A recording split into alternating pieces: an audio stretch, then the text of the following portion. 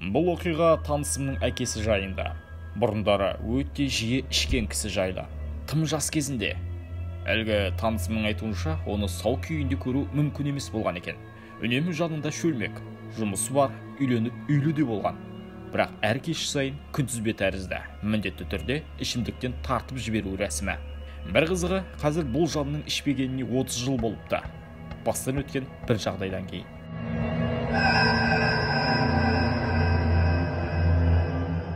1980 жыл болатын.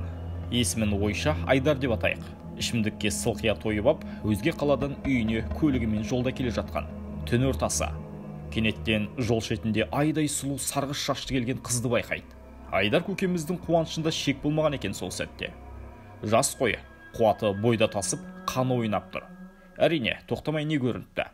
Қайда барасың, сұлу қыз, деп сұрайды. Бекеш жымиып, жүргізуші бара жатқан қаланы тайды. Сөйтіп алдыңғы жолаушы орындығына жайғасады. Жол бойы әңгіме қыза түскен қос жанда. Сәлден соң Айдар жанында қыздың көйлек етегі түріліп қалған сәтте аяғының орнында қалың жүн қаптаған кәнігі жануарларша тұяқты байқайды. Алғашында елестеген шығар бәлкім деп ойлайды. Көзін ашып жұмып, есін жиып барынша қайта қарайды. Өзгеріс жоқ. Көзі шарасынан шыға жаздайды. Денесін салқынлеп үрлеп өткендей болды. Мұз боп қатқан денені өзі сезіп тұр.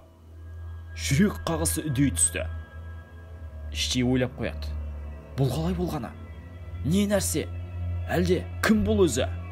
Өзіне өзі жылдам кеп, қалай құтылудың амалын тапқандай болды. Жол жиегіне кеп, көлікті тоқтатты. Тұяғы бар сұлу қызға түсіп, оң жақтағы алдыңғы жарық шамды тексеруін өтінеді. Яғни істен шықты, қарап көрші деп алдайды. Қыз машинадан түседі. Дереу есікті жапқан жүргізушіміз газды басады. Алайда бәрі ойлағанында емес. Үстінен ауыр жүк түскендей еді. Айнаға қараса, артында еш қиындықсыз адымдай басып, өзін қуып келе жатқан сары шашты сұлуды байқайды. Ал ол жылдамдықты барынша өткен. Қыз мүлдем қалар емес. Кенет тұяқтың дыбысын сол жағынан ести бастайды. Қараса, сол қапталдан жүгіріп келеді. Қуған күйі. Терезеден назарын оған аударып, көзін алар емес. Негізі Айдар осал жігіт емес еді. Бір кісіге тән жүрегі бар. Бірақ мына сәтке душар болған оның жүрегі алып ұшты. Ендігі басты мақсаты үйге дейін тезірек жету.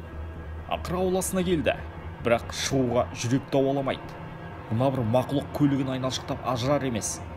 Сигналды басып еді, құдды бір ешкім естімегендей мұны. Ешқандай кері байланыс жоқ. Шарасыздықтан есін жоғалтып алады сол кезде. Таң қылаң бере оны көліктен тауып алған екен. Жүрек талмасына ұшырапты. Оны құтқаруын құтқарды. Бірақ сол кезден бері әлі де болса ішімдік атаулыға жолаған емес. Және түнгі уақытта жолға шығуды доғарды.